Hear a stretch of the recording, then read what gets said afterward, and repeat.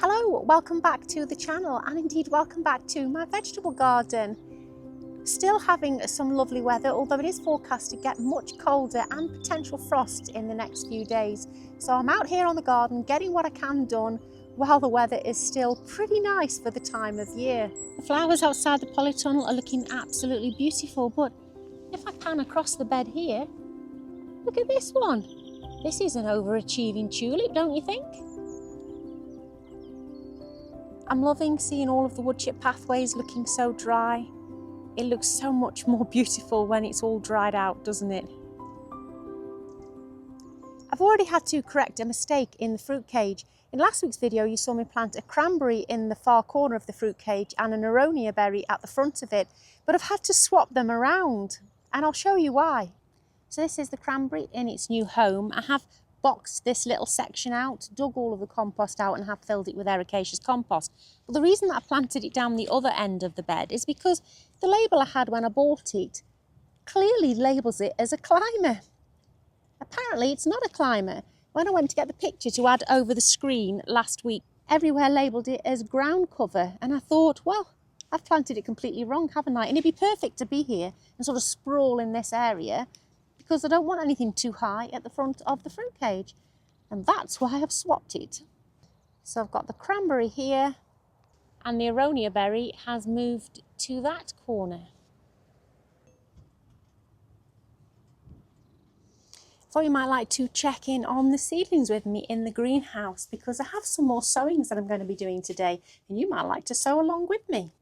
First tray inside the door, I have some globe artichokes. I do also still have some in the house as well. Back of this tray here is a lavatera tree. This was given to me last year by Kerry from Dog on the Plot, and I thought I'd killed it, but I can see new shoots coming, so it's been potted on, given a better home for now, and I'm going to find somewhere out on the plot for it this year. Moving along to the senshui onions, which you saw me pot on recently, and they are starting to put on a little bit of growth now, looking a bit healthier than they were. April cabbages here, looking really good since I've potted them on, definitely growing well now. And at the back of here we have some all year round cauliflower. Now up on the shelf here, these are the Tangier sweet peas. As you can see, the leaves are nothing like a normal sweet pea. Looking like a bit of a tangled mess at the moment, but we'll see what they turn out to look like. These are the early New Year, 2nd of January sowing of sweet peas that I did. But looking along to the next ones here, these were sown right at the end of February, and these are looking particularly leggy, so these are going to have to be pinched out at some point as well. Some of these were sent to me from Farmyard Garden, of-weeden, and Pete as well. Under here, just waiting for them to germinate, are the Apache spring onions that you saw me sow recently. No sign of those yet.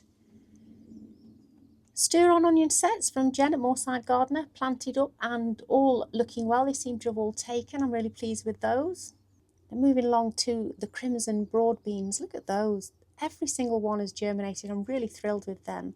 And then at the end we have my early sowing of Calvert and Wonder peas, and they've really bunched up nicely. They'll be the first ones to get planted out. Got some very young red baron onions here. The bare root champagne rhubarb crown that I bought after Christmas is starting to come into life now, and I'm really pleased with that. I don't really know why it's taken me so long to get my own rhubarb crown. Unlike public service buses, when one shows up, another two come along to join the party. Kerry from Dog on the Plot has a rhubarb plant for me as well that she grew from seed, so I'm really excited to be adding that to the garden, along with a quite established crown that Danny is sending me from the Grow Up channel as well. So I've gone from having no rhubarbs to, in the next few weeks, having 3. I'm all for it. I cannot wait. These trays in the corner of the greenhouse have my Duncan cabbage that was sent to me from Ali at the Right Pear Plot. I've potted those on and hopefully they'll start to put on a bit of a spurt of growth very shortly. And those leeks that you saw me sowing in pots, well, they've all started to come up now as well. So that is really exciting. But one of the most exciting things I have in the greenhouse is not something that I've sown myself. It's actually something that I've bought. And it is these. I have got 2 trays here of elephant garlic. I've never seen elephant garlic in a garden centre. These were in a local Blue Diamond garden centre. And if you've been following me for a while, you'll know that the elephant garlic that Kerry gave me last year has yet to come up in my garden. I'm starting to wonder whether it's because it is planted a bit deeper and the ground may have been a bit too wet for it. So as backup, I have bought these. £4.99 for 6, which is actually cheaper than buying the individual cloves to plant them yourselves. Go figure that. Run, don't walk to your local Blue Diamond Garden Centre. Now I have a few things that I want to get sown today, starting off with peas. You've just seen my first set of peas that I have. I need to start on with my succession sowing.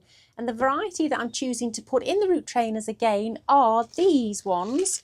These are called Purple Magnolia and they look absolutely beautiful, don't they? I fancied the purple podded. I thought they'd stand out a bit better and be easier to pick. Now it doesn't feel like there's many in a packet, so thought I'd bring a couple of packets out. It's probably a lot more than you think though. Oh no, not really. Not really. I'm going to just put 3 or 4 in each cell. I'm just going to lie them on the top of the cell to start with. Onto the second packet.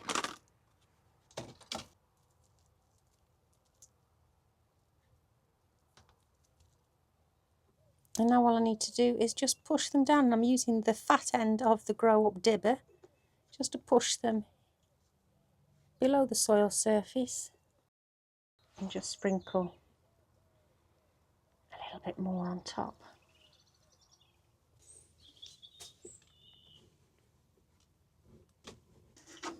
Although the compost is very wet, I will give them a good start and settle the soil around them. And as always, put a lid over them because of rodents. And then these can go right at the back of the greenhouse here until they've germinated. That isn't all I'm sowing today though. I want to get some calabrese sown. I'm going to be putting the calabrese in one of these trays again, using the dibber that we found in the washroom. As you can see, lots of nice holes there. And the variety that I'm sowing now is Sun King. Just one seed in each hole. Well, I'll try to do one seed in each hole. It doesn't always work out like that.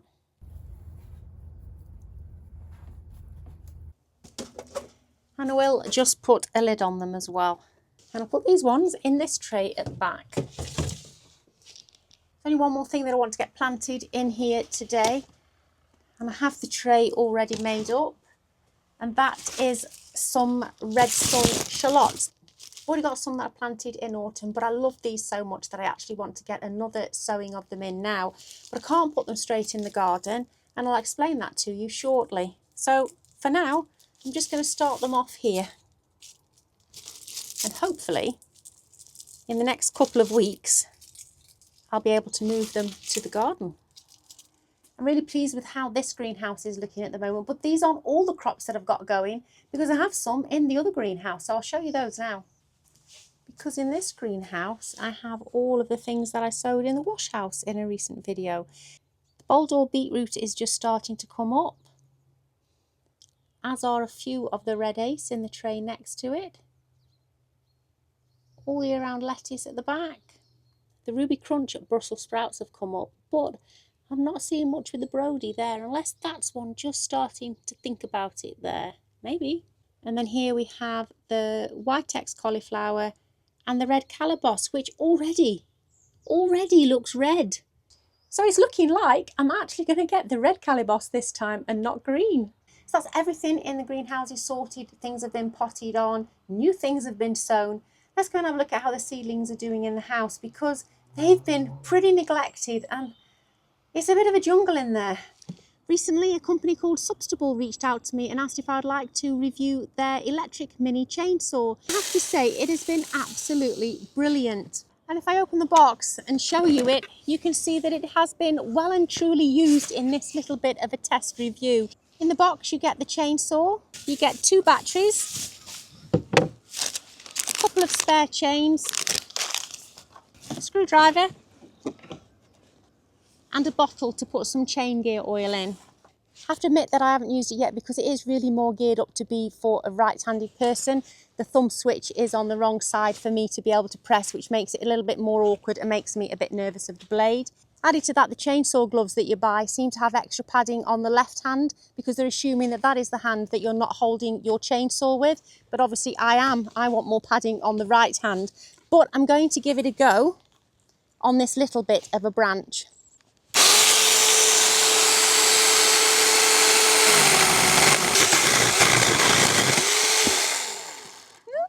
I did not enjoy that.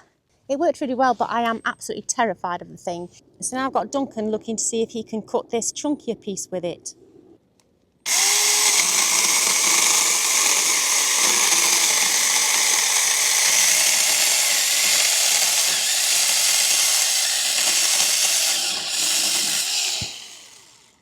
I have to say, I didn't expect it to cut through that. I am seriously impressed.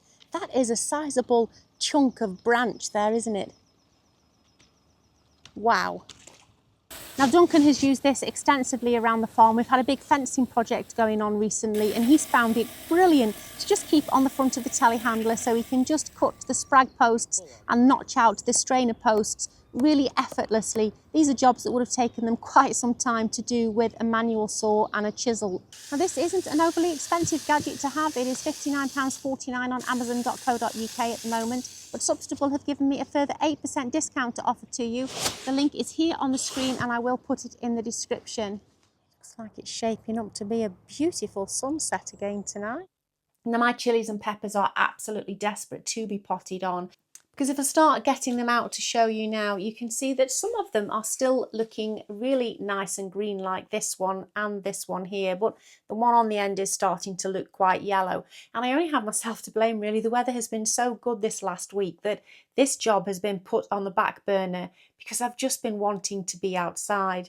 But every single one of them, I'm ashamed to say, is incredibly pot bound, and I'm not sure how they're going to handle being transplanted.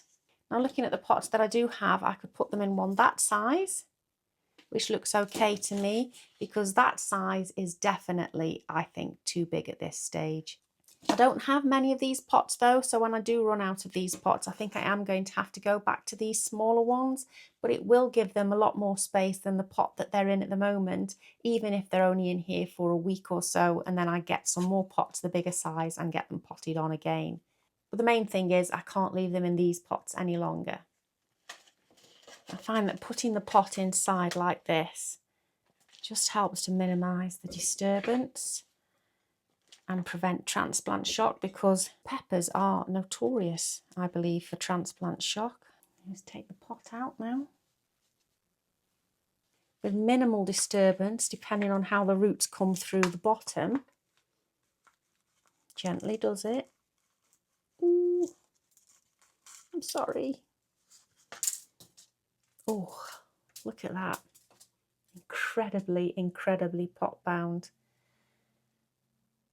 And I'll just place him in here.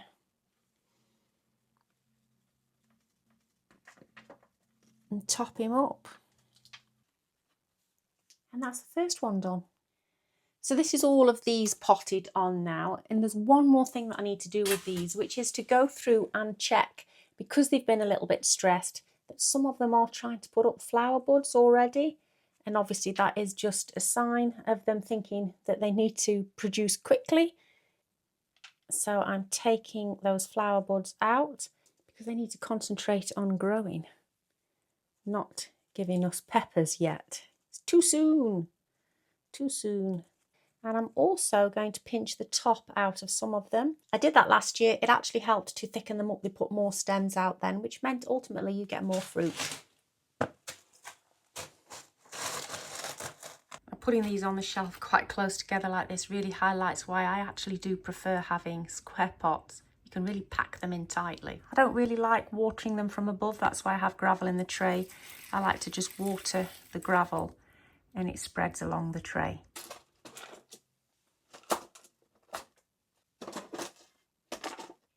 Now they're not the only peppers to be potted on today. Remember the ones that are sowed at the beginning of February?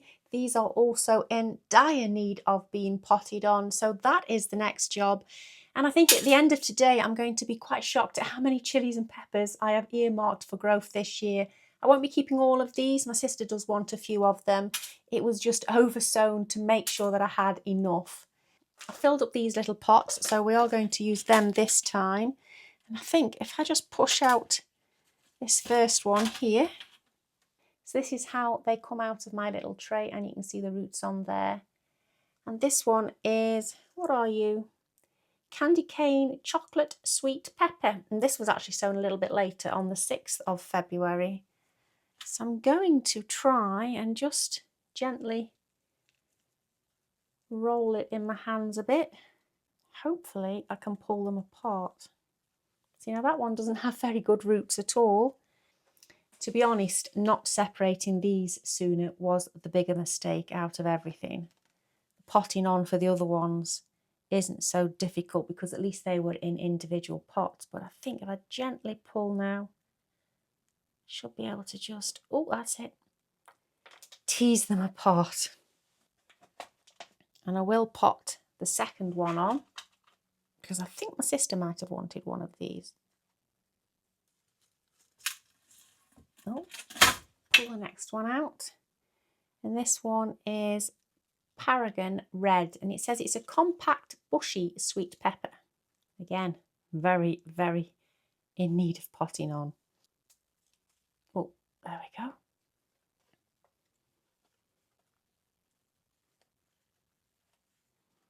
I hope that wasn't too traumatic for you. The final one I'm going to do is Morris. Now, these are my own saved seeds from Morrison's pepper. And what I've decided to do as I've been going along to make it a little bit easier for me and less traumatic for them is I know that I'm not going to use these two. So instead of trying to pull them apart, I've just literally pulled the two out that I'm discarding. And now I can try and tease apart the two that are left. Got very dirty hands now because the compost is wet at the bottom of the box. And then I have these two.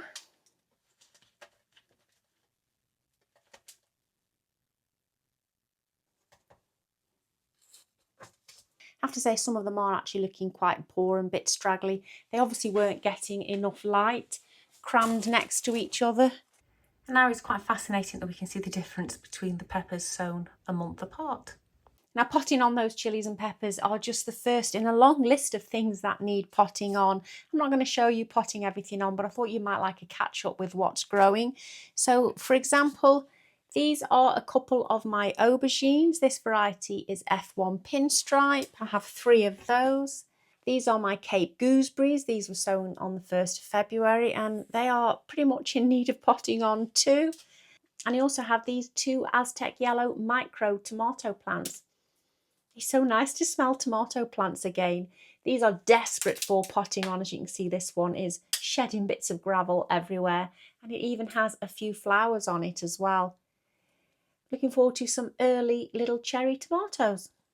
Since you've been gone, chaos has reigned around here. There's soil everywhere, there's pots everywhere, it's just a mess and I don't have enough room. But the next thing that I'm going to be potting on are my loofahs, and I have 3. So these 2 are a little bit smaller. And then this one that's looking a little bit stressed is because I took the tip out. Last year I tipped them and it was absolutely fine. This year I'm finding that they're trying to flower. So I don't know whether it's worth potting this one on and maybe I'll just stick with these 2 smaller ones. We'll see, we'll see.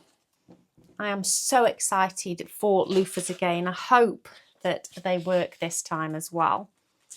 They can be bits of a diva when you move them on. So again, I'm putting the pot in, filling soil around the pot. They just don't like any root disturbance. So I just take the pot out. You can see his roots are coming through the bottom.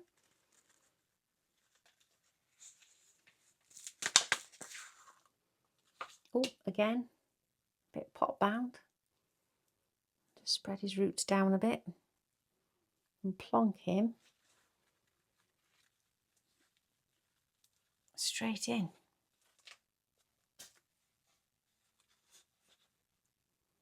This one was chitted and planted on the 8th of February. And that's them done as well. Now they need to get back under the lights too. Now another thing I thought you might be interested in seeing how it was doing is the sweet potato. If you remember in the February sowing video, I put the sweet potato in a little bottle of water. Well, it's here in the windowsill behind me. And I have to say, It was not successful. I've left it here only so that I could show you in this video, but it has rotten. It has not worked. But that is not the end of my sweet potato story, because Jenny from Moorside Garden actually sent me another organic sweet potato, and I decided to try to grow this one in the alternative way. So this time I've cut it in half and put it in compost, and as you can see, we are starting to get some shoots. I'm really excited. And I'd like to say that that is the end of my seedling shuffle, but it's not, because if you join me now in our garden room and I walk over towards the windowsill, you can see that I have more things lined up on the windowsill. So I have 2 trays of asters here, a tray of antirrhinums, and I have some purple globe artichokes on the end. Now when you look behind me and see all of these empty beds in the background, you might be wondering, why am I so confused about where I'm going to be planting things this year? Well, let me show you the reason for that. If you just bear with me while I spin around very slowly, you will see the fence has been moved. Yep, I'm extending the plot. I have all this extra space to grow in. The new plot extension is 6 metres by 26 metres, and I think that's about 85 feet by 20 feet. It's not about being able to grow lots of new things, it's about being able to grow more of the things that we like. A third of a bed of beetroot is not going to keep us self-sufficient for 12 months in it, but a whole bed or a bed and a half of beetroot most definitely will, and that's the plan. The same with things like the sweet corn. I need a whole bed of sweet corn, not just the corner of a bed. So next week, hopefully you are going to start seeing me lay in the membrane, buying some wood, start making some beds, and start planning how I'm going to use this additional growing space. So look after yourselves, and I'll see you then. Bye.